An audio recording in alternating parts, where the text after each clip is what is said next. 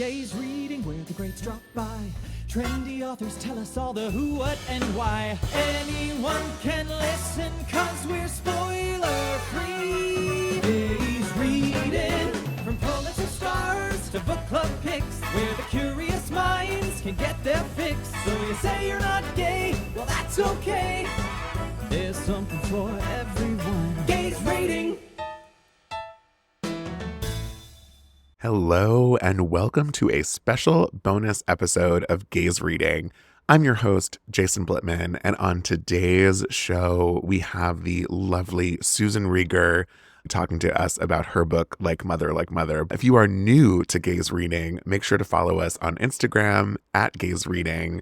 We have giveaways almost every week. We have information about new episodes, shout outs to other books. And so I highly recommend taking a look at our Instagram page. And we also have most of our episodes over on YouTube.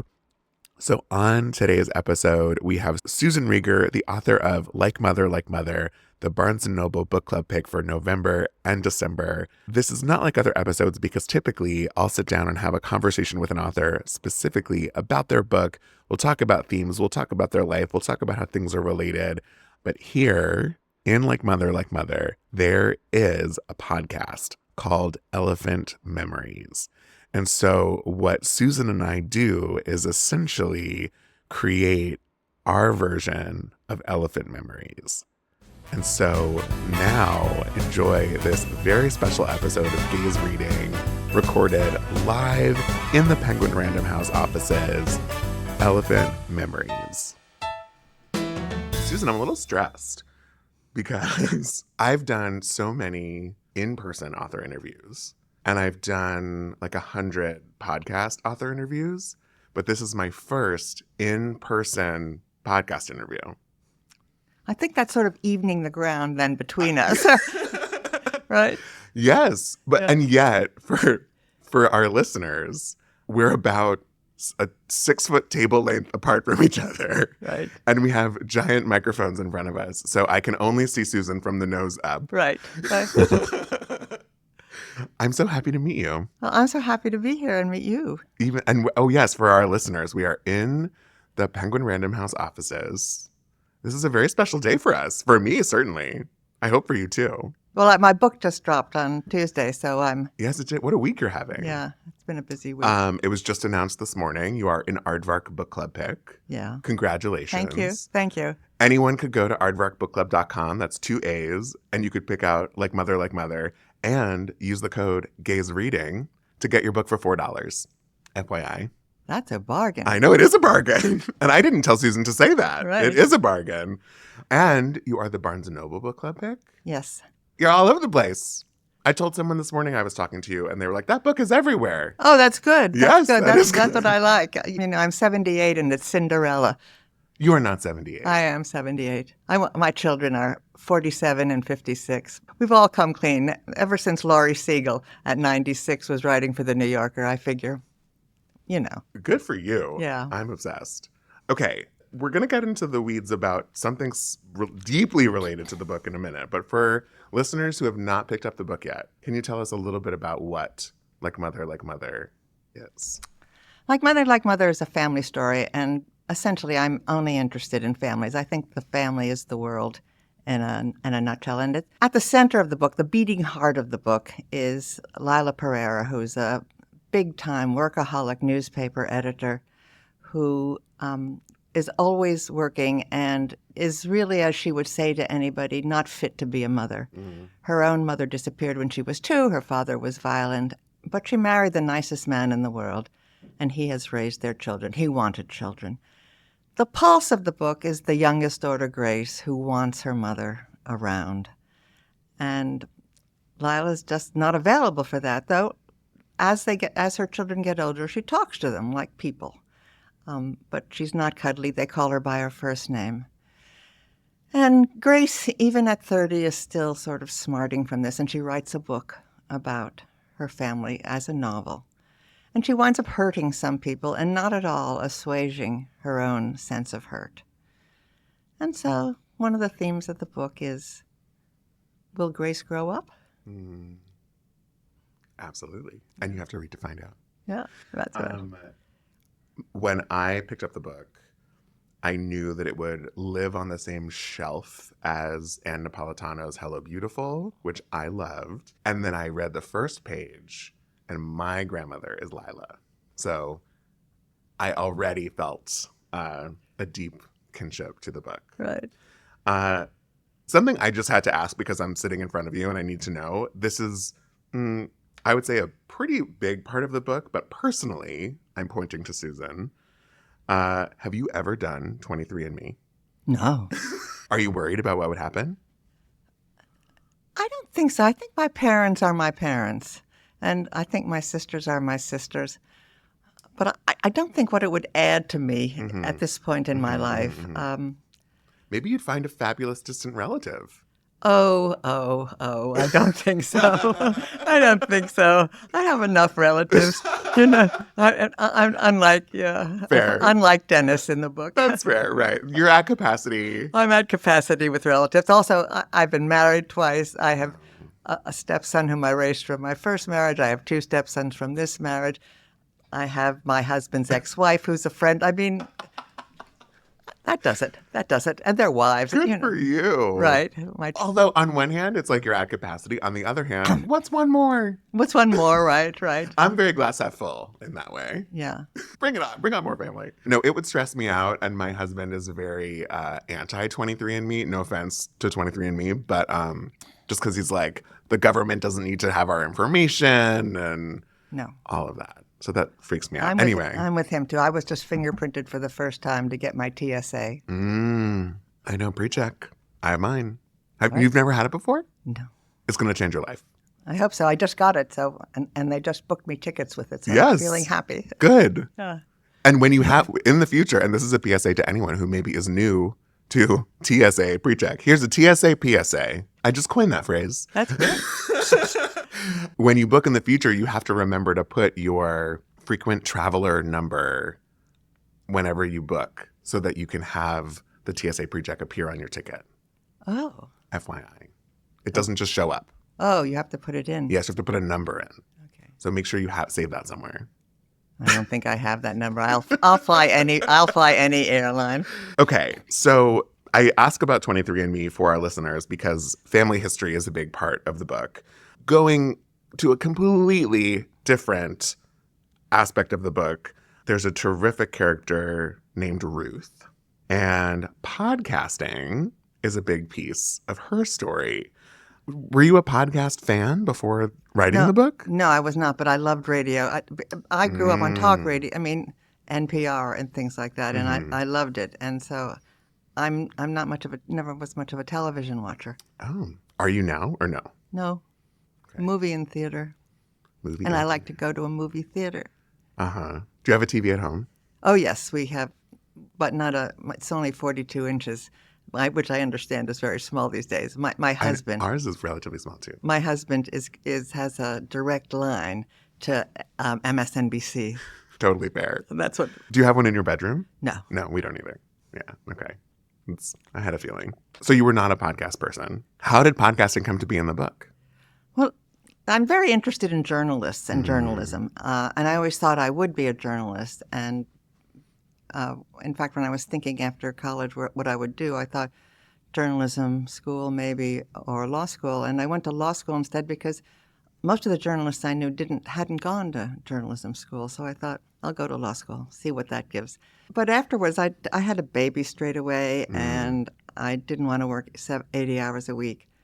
And so I started teaching, and I started writing articles for newspapers, op-ed type of things. Mm-hmm. So, I've always loved journalists. We have so many subscriptions, I didn't cancel the Washington Post, but I would like to cancel my Prime membership, though I don't think I can. I don't think I have the heart to do that, much as I'm annoyed with Mr. Bezos. I know. That's a whole different conversation, but I feel you. Know.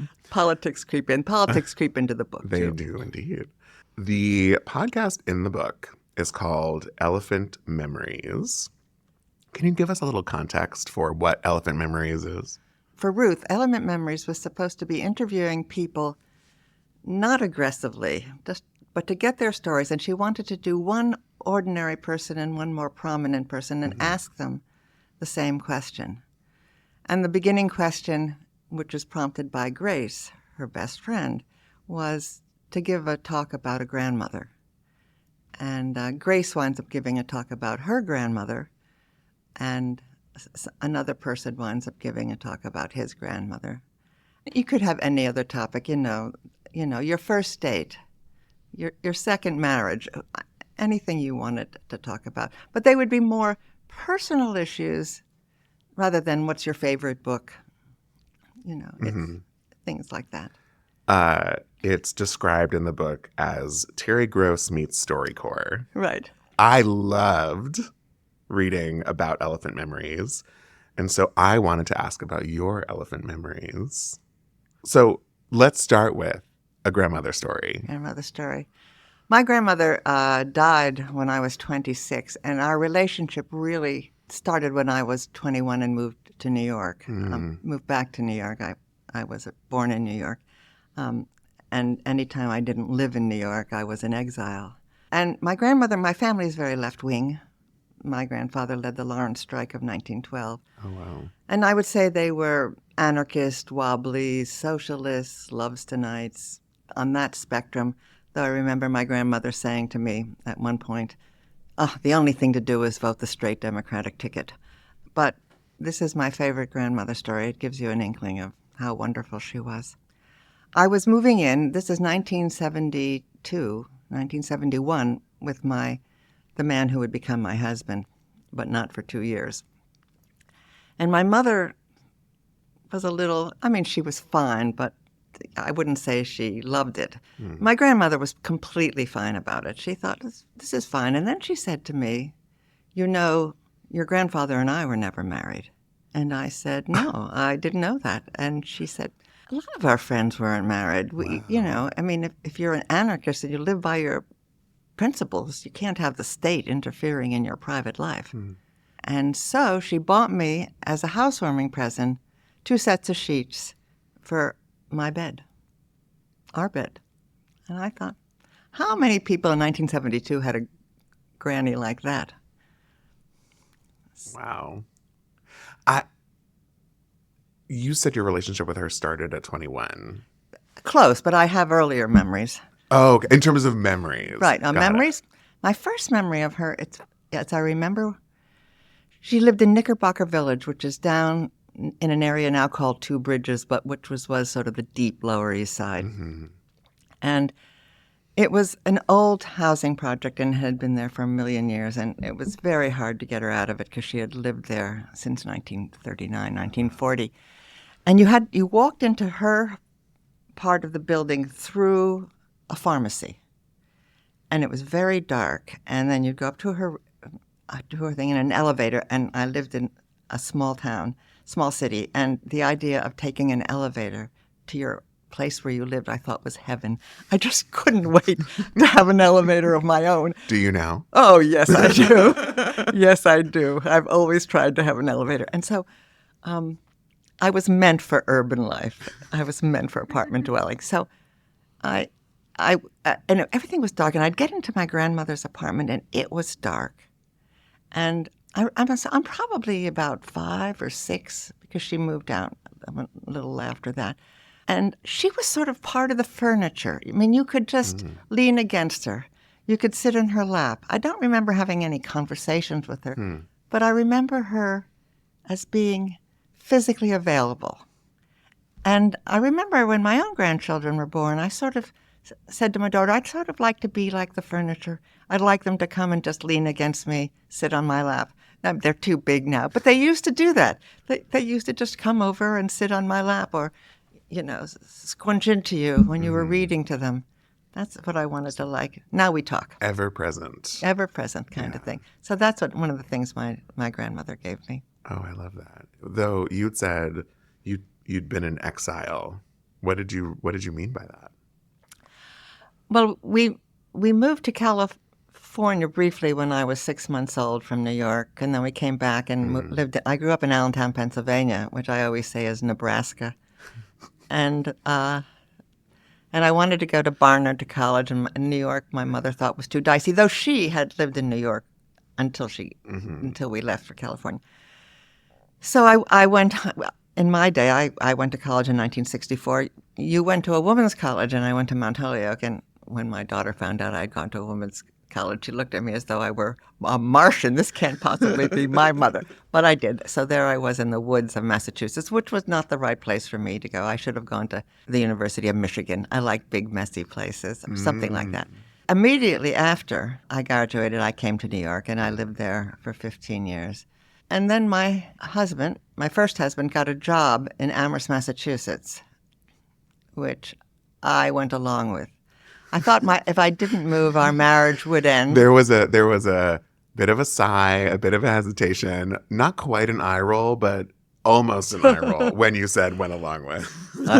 I felt my marriage would end if I didn't go along. It was a big job, and the marriage ended anyway. So there you go. Well. So and I lived there for 8 years, and then I got a job at Yale as a dean of one of the residential colleges, and so I was in New Haven, and so I always thought, well, I'm opening in New Haven, and next stop, New York City.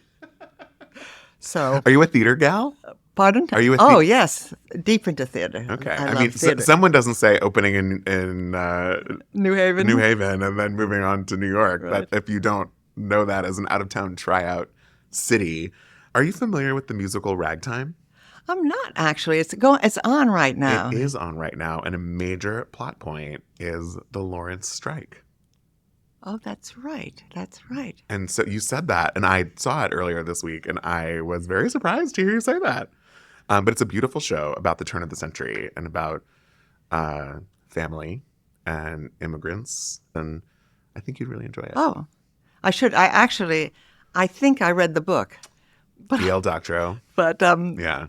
But a lot of books, I mean, if I read the book 40 years ago, I'm not sure how much I can call it up.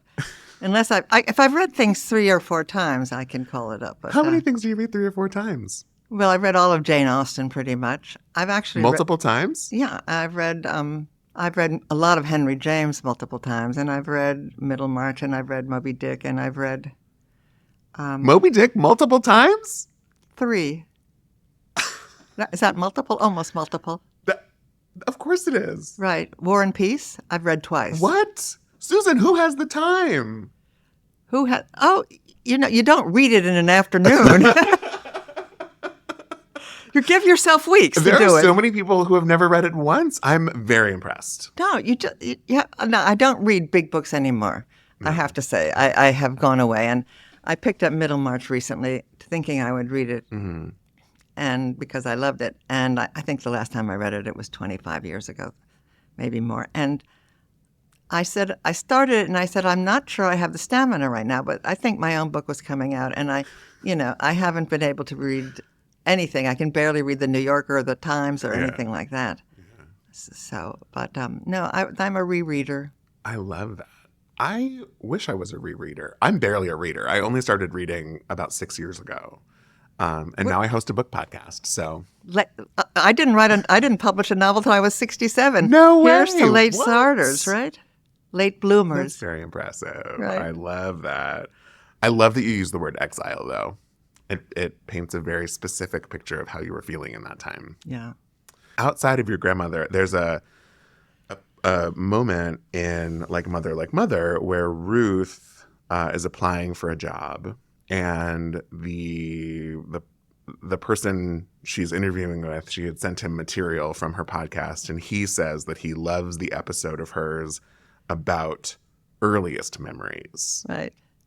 Do you have an earliest memory? I do have an earliest memory, and I became aware of it as a memory only after talking to my mother about it. I thought it was a dream, and it kept on recurring to me visually. And it was of a deer, a buck, standing in the doorway of a house or a building, and it was dark behind me, and there was another person, shadow of somebody else, and I'm a small person looking up at this. I'm looking up at this thing, and I guess maybe I talked to my mother when I was in psychoanalysis, and I kept on thinking this is a dream that defies interpretation. Not that I ever was very interested in dream interpretation, but I said to my mother, I had this dream, and Mom said, a deer got caught in our house when we were in California, Wow. when you were about 2. It's a memory, but I didn't know it as a memory.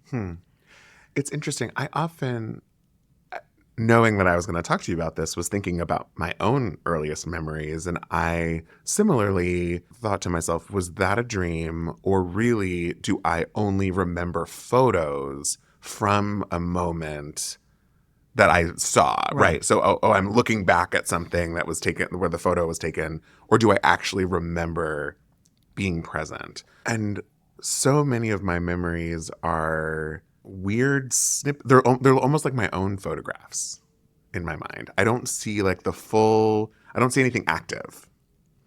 I see this little piece of something from my childhood. Yeah, you catch a moment. Yeah. It's freaked me out when I started thinking about it for some reason. I'm excited to be talking to you about all of this. My own grandmother, I said, my grandma Lila, she is 92 and lives in Florida, but grew up in Brighton Beach. And I realized that I never really heard too many of her stories. And as my own, the inside of me is a little mix of Terry Gross and StoryCorps. Last time I saw her, I pulled out my phone and recorded. And I basically just kept asking her questions about her childhood. That's so terrific. And so she told me all about, growing up in Brighton Beach and her experience walking the streets of New York City with my late grandfather. And it was just so special. And it's sort of my own 23andMe. Yeah. Right. My grandmother and I would talk a lot about her past and about the strike and and she and my grandfather separated and never got divorced. They were never married. So it may have been common law. Sure. It was early enough then to be it. But my mother said whenever Nana talked about my grandfather, she would almost spit to the side. But when she talked to me about it, it was a kind of high point of her life, a kind of heroic moment. When there was a group of women who went up to Lawrence and brought children down, a kind of kinder transport while the strike was going on, and took them into their homes so they could go to school and be fed. And my grandfather spent a year in jail because of the strike. And, so I got all these stories that I would not going to get from my mother. So she was special. It's also interesting, like, I don't think either of my parents asked their parents any of these questions.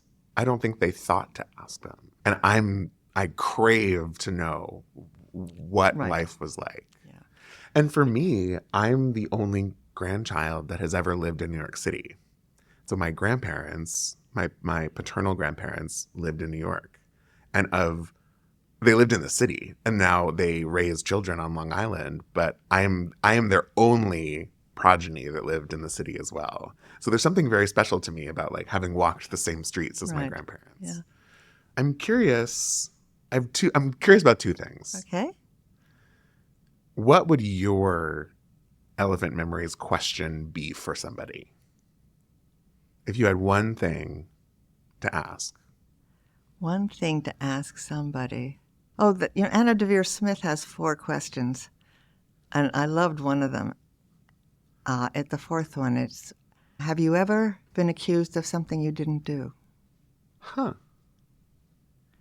Because that is one of the things, when somebody is, like death penalty cases, when somebody has been imprisoned and found guilty for something they didn't do, it just infuriates me. If somebody is wrongly accused, it's one of those things that gets my hackles up. And even, it doesn't have to be a murder. It sure, could be anything. It could be anything. Stealing a stick of gum.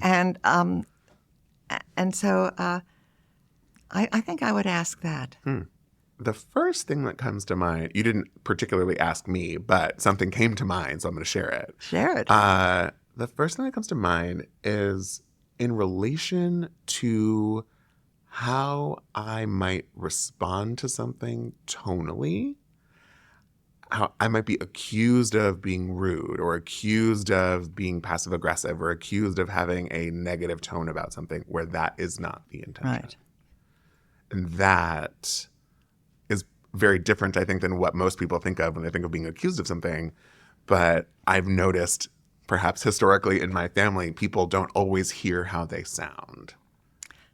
Yeah. No, I think, one of the things I thought of doing instead of elephant memories is what I call signature stories. My first husband was English and grew up in China and Canada. And when he went to boarding school on his 9th birthday. And within a very short time of knowing him, Peter would say, I was sent to boarding school on my 9th birthday. And it's very telling. It's very telling about who he was. And he spent, the next, 15, 18 years in boarding schools and university. My second husband said sort of sheepishly, oh, no, he's an only child. And he said, well, I grew up on Park Avenue. Mm-hmm. Not fancy Park Avenue, but Park Avenue. And I think just there you have the two men in some kind of way. Do you have a signature story, the kind of story that you think? Well, I'm going to ask you that question first. Do you have a signature story? I think my signature story is that my father is Jewish and my mother's Italian. And that made me always a kind of outlier. Everybody's half Jewish now. But that wasn't true when I was growing up. My husband's mother is Jewish and his father is Italian. Oh, there you go. The two of you would get along famously. They got along they got along terrifically. I always say, my mother, I said, looked like an Italian movie star, and my father looked like an Israeli general. They were a very pretty couple. So that was there. I love that. Yeah. What would mine be? I don't know. I keep going back to something related to the arts because I was always a theater kid. And I feel like that being sort of this outgoing kid who spent a lot of time talking to the adults in the room and not his peers is probably the thing that really defines me as a person, which I look forward to telling my therapist about when I talk to him next week because that just came out of me right now. Yeah. I like signature stories, but sometimes I remember having a conversation with Courtney Sullivan at some event a couple of years ago, and I mentioned my theory about signature stories, and she said, mine is that I'm Irish, and I'm Irish on all sides. And then she did 23andMe, and there were discoveries made that everybody wasn't Irish. One of the things that you find out about 23andMe, and who's not a sponsor, by the way. Which is truly, truly distressing, is the amount of people whose fathers mostly aren't whom they thought they were, and the amount of incest. Not necessarily father, not necessarily parent-child or even brother-sister, but incest. And I thought, well, there's another reason not to do 23andMe. Yeah. Sometimes you don't want to know. Who wants to know that? No. Right. Ignorance can sometimes be bliss. Right. Yeah. Wow. I can't believe we circled back to 23andMe.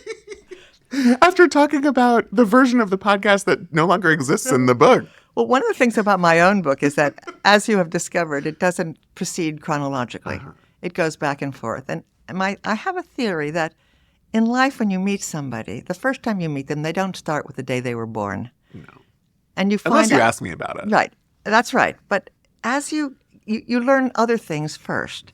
And then over time, you learn all different kinds of stories about them. And so I try to tell my novels that way. But Whitney Frick, my editor, said to me, when you do this, when you start a chapter, end the chapter in the same place, Sure. Close it. And it was a very good piece of advice. She's a terrific editor. Yeah. And it really made a difference and made the book clearer. Shout out to Whit Frick. We love her books. Right. She's also the editor of Hello Beautiful by Anna Napolitano that I mentioned earlier. Wait, now I have to know how come Signature Stories left the book? I don't know. I guess I thought I'll keep that for myself. I love that. Right. That's a beautiful way to end this conversation, keeping it for yourself. Susan, I told you I could talk to you all day. Right. And I'm sure I still could. Not only am I not used to doing this in person, we also have an engineer in the room, which is also tremendously, I never have someone else in the room. So thank you, Clayton, for being here. Yes. How special. Yeah. And you've been a terrific questioner. Oh, thank you. Everyone go get your copy of Like Mother by Susan Rieger, wherever you get your books, or Aardvark Book Club. That's 2 A's, AARDVARK, bookclub.com, and use the code Gaze Reading to get your book for $4. Very good. Very good. I recognize that. Canal Street. Susan, have a wonderful rest of your day. You too. Thanks for having me.